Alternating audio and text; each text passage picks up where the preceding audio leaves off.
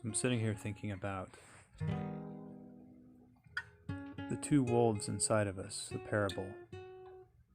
That one is anger and jealousy and resentment, greed. The other is kindness and compassion, hope, justice. The question is which one wins? Well, it's the one you feed. But I'm really thinking about the 2 million wolves that used to roam the North American continent before colonization and decimation practices took hold of the natural world. And it has been quick. 400 years? Since the 1600s. In 1630, the U.S. forests were estimated at right around 1,000 million acres, which is 46%, almost half of the entire United States. And by 1910, that number had dropped to 754 million acres, which is 34%. And, you think about it, and it sounds, that's not much of a reduction. But when you're thinking about thousands of millions of acres, it starts to add up. And in the 1800s, they were clear cutting, which was the practice at the time, clear cutting 13 square miles a day. And to put that in perspective, if we started at midnight to completely dismantle everything, every brick, every sidewalk, infrastructure, everything above and below the ground is gone. And we started Monday morning at midnight. By Saturday at 2:24, when you're stumbling home from the bar, Boise has been removed from the map. That's 6.1 days. El Reno, Oklahoma, 6.09. Port Arthur, Texas, 5.9. That's before the bars close. Tampa, 8.6 days. Gone. Everything gone. And it takes, in a clear-cut situation, 100 to 200 years before you start to see any sort of fungal biodiversity. There are blooms after any sort of disturbance, landslide mushrooms, that will pop up. Fungal world is a completely different topic. I'm talking about what's above the ground. So we went from 2 million wolves before colonization to, in 1960, 300. And it's a reduction. That's 0.0003 of the previous population. So, thinking about that in terms of human loss, if that were to happen in 400 years, or say it was a catastrophe, just rough numbers, and 8 billion people in the world would be reduced to 32 million in the whole world. Beijing alone, which is number 3, has 25 million people. And there would be 7,400 people left. Mumbai, 6,200. Mexico City, 3,200. They have 10.7 million people. Toronto, 1,900 from 6. Chicago, 9.1 million now.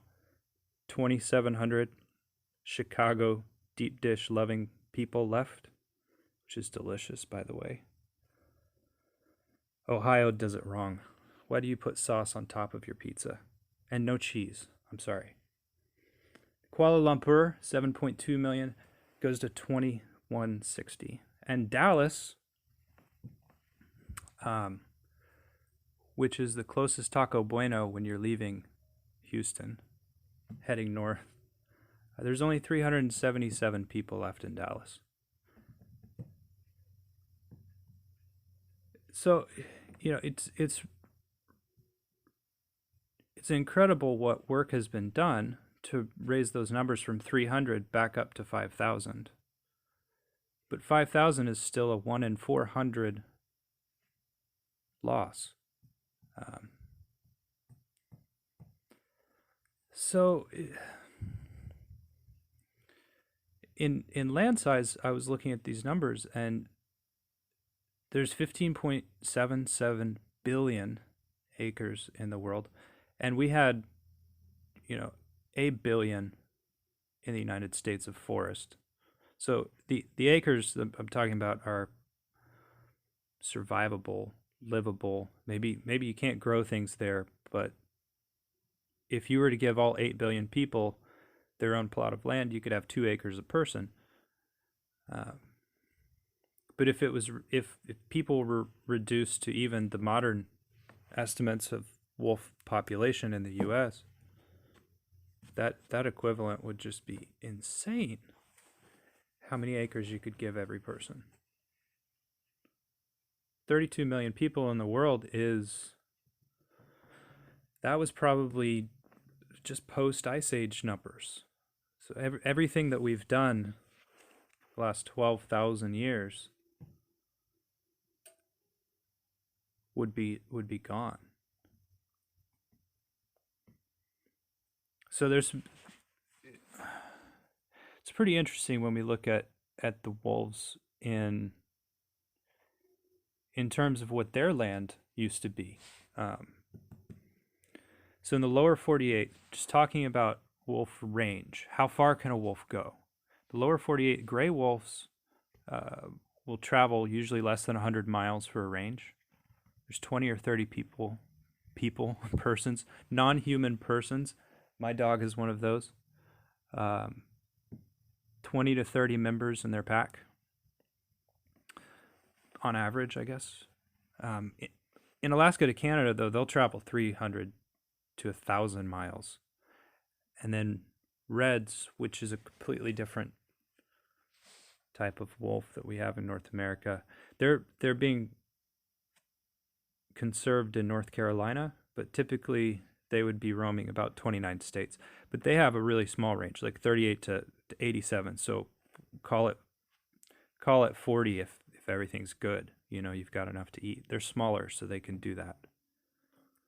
But in grays, you've got the Canis lupus, Bailey, Nubulus, Occidentalis, Lycaon, and Arctos. And so that's in order: Mexican, Great Plains, Rocky Mountain, timber wolf. That's debatable if it's even a separate.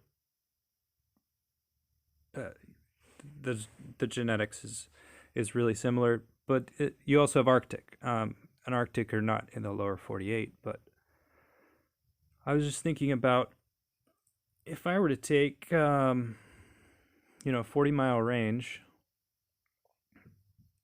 by 40 you got about 250 square miles, and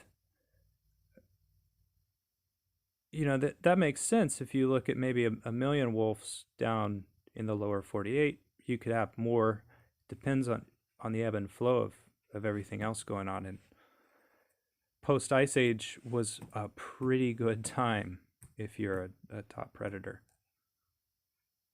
So it makes sense that we have all this mythology about wolves, because you could have a wolf in every 500 acres of forest in 1630.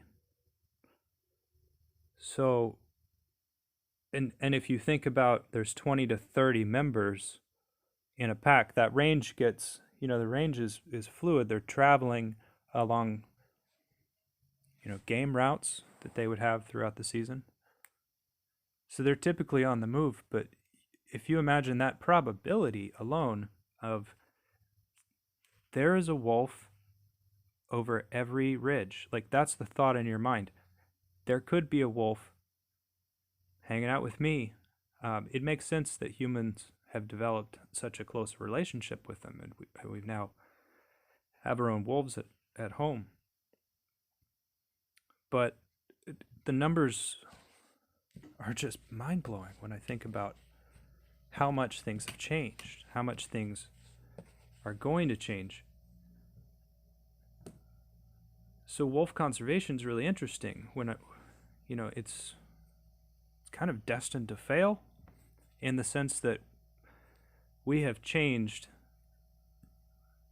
We've changed the forest. I mean, we've kept our forests relatively stable in size since 1910, since the advent of the Forest Service. We've pretty much changed the entire ecology. So by clear cutting and replanting, we now have second growth forests, which are 110 years old. Some are much older. We're selectively harvest. There's multiple ways that we can, control our timber industry, which is, I'll spend some time thinking and talking about that at some point. But relative size of forests does not mean that we have forests that are capable of sustaining actual habitat. So a monoculture of forests is going to have nothing but pine trees. And in Pennsylvania, I visited a pine plantation that is beautiful. It had a lot of mycology activity, but it did not have any life under the canopy. It's maximization and utilization. The thought process doesn't always capture best practices for sustainability and management. So it's going to have to be a balance. We've got too many people. Jeez, it's kind of depressing at times, but there's good hope for habitat redistribution as long as wolves are respected. So wolves eat a lot of food. The 2,200 that are in Minnesota, a wolf can eat 15 to 19 white-tailed deer a year. Now, that's not actual deer. That's mass equivalent. So rabbits, raccoons, anything that moves. I know my dog is still very much part wolf. But so that mass equivalent seems like a lot, but when you put it in numbers, that's 33 to 42,000 white-tailed deer a year. But hunters alone in Minnesota shot 130. Cars took out 1 to 2,000.